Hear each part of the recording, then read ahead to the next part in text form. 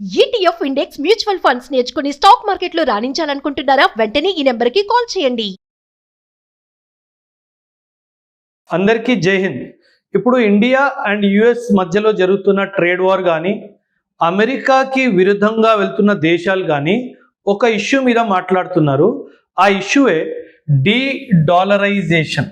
And ఈ D dollarisation వల్ల మన దగ్గర ఉన్న డాలర్స్ మన ఫారెక్స్ రిజర్వ్స్కి ఎలా ఎఫెక్ట్ అవుతుంది. అండ్ చాలామంది మన ప్రభుత్వం ఇప్పుడు గోల్డ్ ఎక్కువగా కొనుక్కోవాలి, మరెన్నో విషయాలు ఈ టాపిక్కి సంబంధించి ఈ వీడియోలో మాట్లాడతాను, జాగ్రత్తగా వినండి. ఫస్ట్ ఆఫ్ ఆల్, మన దేశంలో ఫారెక్స్ రిజర్వ్స్ అని ఆర్బీఐ దగ్గర ఫారెక్స్ రిజర్వ్స్ అని చెప్పేసి ఉంటాయి. మనకి ఎలాగైతే మన ఇంట్లో సేవింగ్స్ ఉంటాయో మన డబ్బులు, అలా మన దేశం డబ్బులు కూడా ఆర్బీఐ సేవ్ చేస్తుంది. దాన్ని ఫారెక్స్ రిజర్వ్స్ అంటారు. ఫారెక్స్ అంటే ఫారిన్ కరెన్సీ అన్నమాట. ఫారిన్ కరెన్సీని ఫారెక్స్ అంటారు. రిజర్వ్స్ అంటే మనం దాచుకున్న డబ్బు. మనం అంటాం కదా సర్ప్లస్. మనకి నెలవారీ జీతంలో మనం 5,000 10,000 ఎలాగైతే సేవ్ చేసుకుంటామో, అలా మనం సంపాదించిన డాలర్స్లో సేవ్ చేసుకొని ఆర్బీఐ రిజర్వ్స్ మెయింటైన్ చేస్తుంది. మనం దీన్ని మన సేవింగ్స్ అని కూడా అనొచ్చు. ఇప్పుడు మనం ఆర్బీఐ ఫారెక్స్ రిజర్వ్స్ చూసుకుంటే గనక అందులో ముఖ్యంగా 3 కాంపోనెంట్స్ ఉంటాయి. అందులో డాలర్ కాంపోనెంట్ చాలా పెద్ద ఎత్తున ఉంటుంది. ఆ తర్వాత గోల్డ్, ఆ తర్వాత ఐఎంఎఫ్ కరెన్సీ అని చెప్పేసి ఉంటుంది. ఈ 3 ఏంటో చెప్తాను, వినండి. ఈ dollar, gold and IMF currency, ఈ 3 కలిపితే మన ఫారెక్స్ రిజర్వ్ తయారవుతుంది. అండ్ ఈరోజు డేట్లో మన దగ్గర ఉన్న ఫారెక్స్ రిజర్వ్స్ $704 బిలియన్. అంటే దీన్ని ఎప్పుడు డాలర్స్లోనే మెజర్ చేస్తారు. మనం డాలర్ ఒక్కటే తీసుకుంటే గనక మన దగ్గర దాదాపు $616 బిలియన్ అమెరికన్ డాలర్స్ ఉన్నాయి. అండ్ గోల్డ్ రిజర్వ్స్ వచ్చేసి దాదాపు $65 బిలియన్ గోల్డ్స్ ఉన్నాయి. అండ్ అరౌండ్ $18 బిలియన్ వరకు మన దగ్గర ఐఎంఎఫ్ కరెన్సీ కూడా ఉంది. ఐఎంఎఫ్ కరెన్సీ ఎలా అంటే ఒక basket of currencies, 5 currencies average తీసుకొని ఐఎంఎఫ్ కరెన్సీ తయారు చేయబడుతుంది. ఇప్పుడు అందరూ ఏమంటున్నారంటే, అమెరికా ఎలాగైతే ఇప్పుడు ట్రేడ్ వార్ చేస్తుందో, మొత్తం ప్రపంచంలో డాలర్ని ముఖ్యంగా వాడతారు కాబట్టి అమెరికా డాలర్తో ఎప్పుడైనా మనల్ని కంట్రోల్ చేయొచ్చు, అందుకే మనం డీ డాలరైజేషన్ చేయాలి అని మాట్లాడుతున్నారు.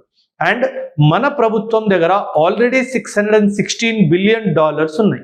ఇప్పుడు ఈ డాలర్ రేట్ వరల్డ్లో అసలు ఎలా పెరుగుతుంది, ఎలా తగ్గుతుందో చెప్తాను, వినండి. ప్రపంచ దేశాలందరూ వాళ్ళ రిజర్వ్స్ ముఖ్యంగా డాలర్స్లోనే పెట్టుకుంటారు. ఈ డాలర్స్లో ఎందుకు పెట్టుకుంటారంటే, dollar is considered to be the most stable currency అనమాట. సో అందుకే సాధారణంగా కంట్రీస్ అన్ని డాలర్స్లో పెట్టుకుంటాయి వాళ్ళ సేవింగ్స్. కానీ ఇప్పుడు జనాలు ఏమంటున్నారంటే, అన్ని కంట్రీస్ ఏమంటున్నాయంటే మేము గోల్డ్కి షిఫ్ట్ అవుతాము అని అంటున్నారు. మన కాన్సన్ట్రేషన్ చూసుకుంటే 616 ఎక్కడ, 65 ఎక్కడ.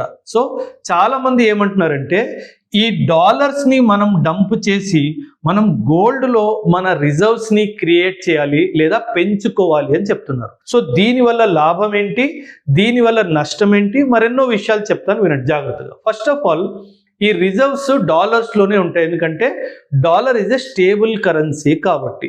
సో మార్కెట్లో ఎలా అవుతుందంటే, there is something known as demand, supply and price. ఇలా 3 ఉంటాయి. మనకి ఏ ప్రోడక్ట్ అయినా సరే మార్కెట్లో దానికి సప్లై ఎక్కువ ఉంది, డిమాండ్ ఎక్కువ ఉంది అంటే దాని ప్రైస్ కూడా ఎక్కువైనా ఉంటుంది, స్టేబుల్ అయినా ఉంటుంది. అదేవిధంగా సప్లై ఎక్కువ ఉండి డిమాండ్ తక్కువ ఉంటే దాని ధర పడిపోతుంది. బట్ అదేవిధంగా సప్లై తక్కువ ఉండి డిమాండ్ ఎక్కువ ఉంటే ఖచ్చితంగా దాని ప్రైస్ పెరిగిపోతుంది. ఎప్పుడైనా సరే డాలర్ ఈ పొజిషన్లో ఉంటుంది. ఎందుకు ఇలా ఉంటుందంటే, డాలర్ సప్లైని అమెరికా కంట్రోల్ చేస్తుంది. ఆ డాలర్ సప్లైని కంట్రోల్ చేస్తుంది. దాని స్టెబిలిటీ వల్ల, దాని డిమాండ్ ఎక్కువడం వల్ల దాని ప్రైస్ ఎప్పుడూ పెరుగుతూనే ఉంటుంది. అందుకే మనం గమనిస్తున్నాము, ఈరోజు ఒక్క డాలర్ దాదాపు 87 రూపాయలు దాకా వెళ్ళిపోయింది.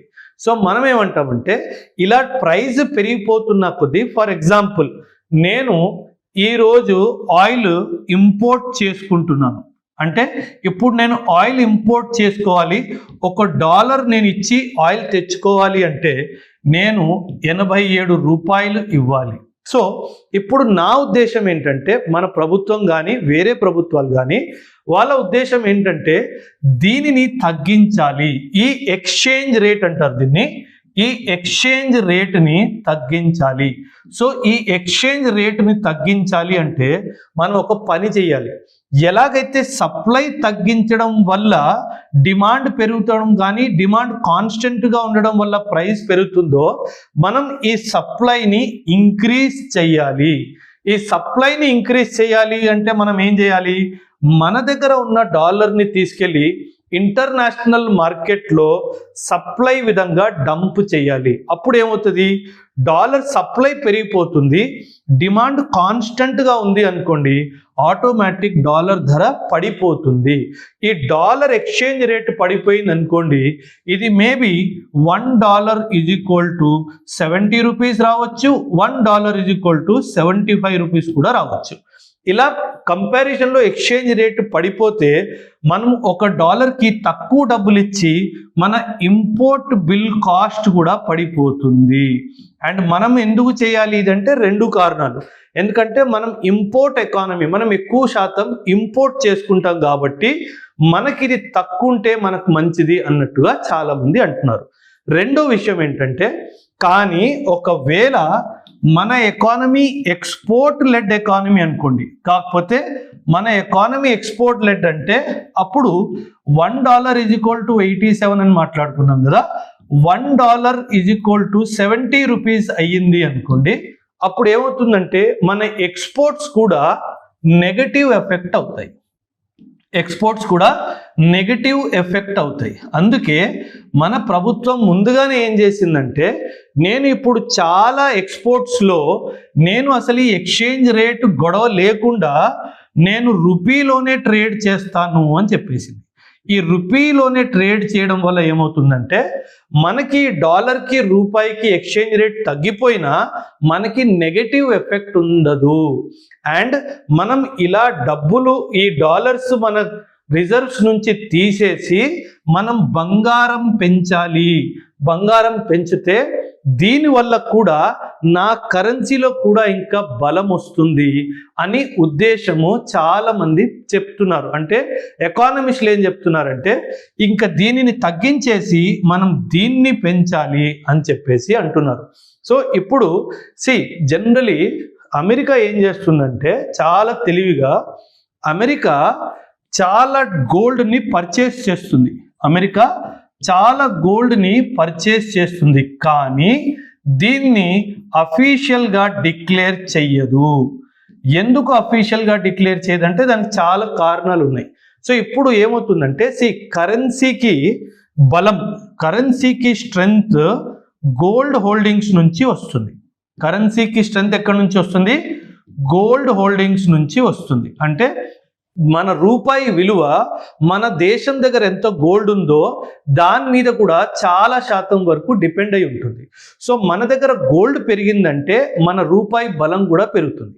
కానీ అమెరికా ఏం చేస్తుందంటే, ఎవ్వరికీ చెప్పకుండా సీక్రెట్గా గోల్డ్ని హోల్డ్ చేస్తూ ఉంటుంది. ఈ గోల్డ్ ఎందుకు డిక్లేర్ చేయదు అంటే, ఈ డిక్లేర్ చేస్తే అమెరికాకి $36 ట్రిలియన్ అప్పు ఉంది. అప్పుడు IMF ఏమంటది, నీ దగ్గర ఇంత గోల్డ్ ఉంది కదా, నువ్వు ఫస్ట్ అప్పు తీర్చేయని చెప్తుంది. సో అందుకే ఈ అప్పు తీర్చకుండా ఉండాలి అన్న ఉద్దేశంతో అమెరికా ఇలా తన దగ్గర ఉన్న గోల్డ్ని డిక్లేర్ చెయ్యదు. సో నా ఉద్దేశం ఏంటంటే, మనము ఖచ్చితంగా ఇంకా అమెరికా ఈ డాలర్ డిపెండెన్స్ని తగ్గించి మేబీ ఒక $100-200 బిలియన్ గోల్డ్ క్వాంటిటీని ఇంకా ఇంక్రీజ్ చేస్తే, ఒకవైపు ఇలా అమెరికన్ డాలర్ మార్కెట్లో వెళ్ళి సప్లై ఇంక్రీజ్ అయితే డాలర్ కూడా క్రాష్ అవుతుంది అండ్ మనకు కూడా గోల్డ్ వస్తుంది, అమెరికా కూడా బుద్ధి చెప్పినట్టు అవుతుంది అన్నది నా ఉద్దేశం. సో దీనిపైన మీ అభిప్రాయం కూడా ఖచ్చితంగా కమెంట్స్లో తెలియజేయండి. థ్యాంక్ యూ అండ్ జై హింద్.